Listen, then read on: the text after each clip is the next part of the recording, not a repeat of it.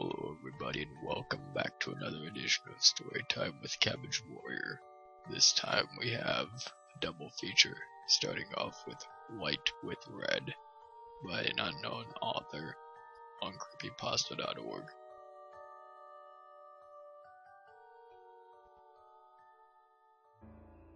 A man went to a hotel and walked up to the front desk to check in.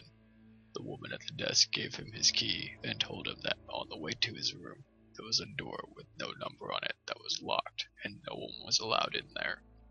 She explained that it was a storeroom and that it was out of bounds. She reminded him of this several times before allowing him upstairs. So he followed the instructions of the woman at the front desk, going straight to his room and going to bed. However, the insistence of the woman had piqued his curiosity. So the next night he walked down the hall to the door and tried the handle. Sure enough, it was locked. He bent down and looked through the wide keyhole. Cold air passed through it, chilling his eye. What he saw was a hotel bedroom, like his, but in the corner was a woman whose skin was incredibly pale. She was leaning her head against the wall, facing away from the door. He stared in confusion for a while. Was this a celebrity? The owner's daughter?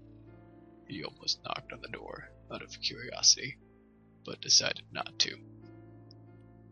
As he was still looking, the woman turned sharply, and he jumped back from the door, hoping she would not suspect he had been spying on her.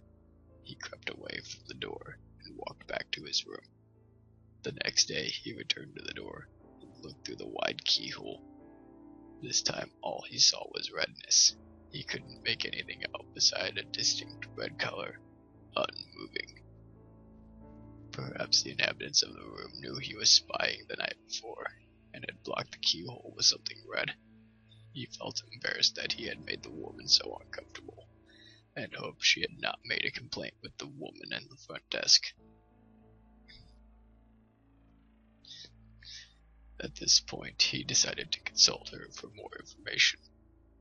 After some gentle quizzing, and the promise that the explanation would go no further than him, she finally said, "Well, I might as well tell you the story of what happened in that room.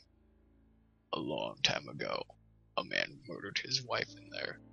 We find that even now, people get uncomfortable staying there.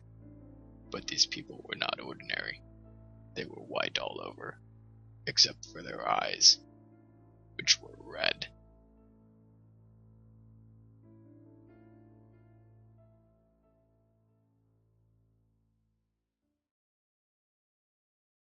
Definitely a really twisted, creepy ending to that story. Definitely was not expecting to think that they were actually staring back through the keyhole. So kudos to whoever wrote that. That was a really, really creepy twist on that. The next one we have is entitled Canned Food by Tully T. I ran straight to the supermarket when I heard about the nuclear strike. The government said that a deadly disease was spreading where I lived, and that they were going to eliminate anyone who had it. When I got to the store, I saw that almost all of the canned foods were gone. In fact, almost everything was gone.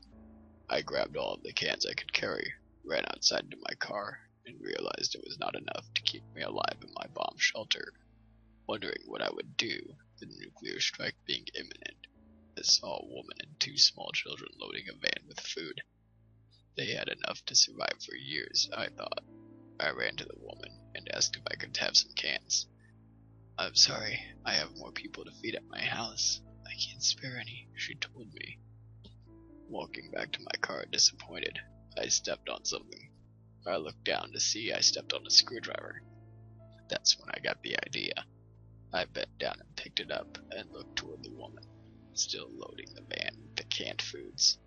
I needed that food, so I walked over to the woman. "I'm sorry," she said to me. "I can't spare it." She was cut off by the screwdriver I rammed into her chest. "I'm sorry," I said as she slowly died. Her children were gone.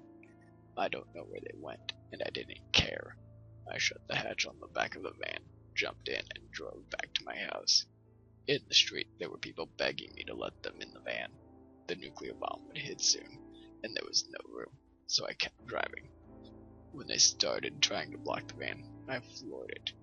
I don't know how many people I ran over. I jumped out of the van, now crimson, and started unpacking the cans into the bomb shelter. It took about an hour or so by the time I got all the cans into the bomb shelter. I saw the planes.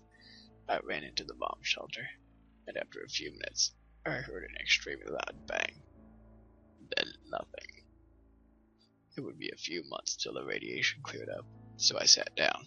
I was hungry, so I picked up a can. That's when I realized I left the can opener in my house. Well, that's a little twist of irony for you right there, and a small dose of karma as well. Kind of a hilarious ending to that creepypasta, but still good nonetheless.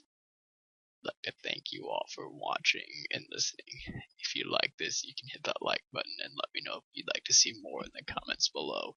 You can also feel free to request some readings as well. Just leave them in the comments below as well, and I will look into them. So thank you all so much again, and I will see all of you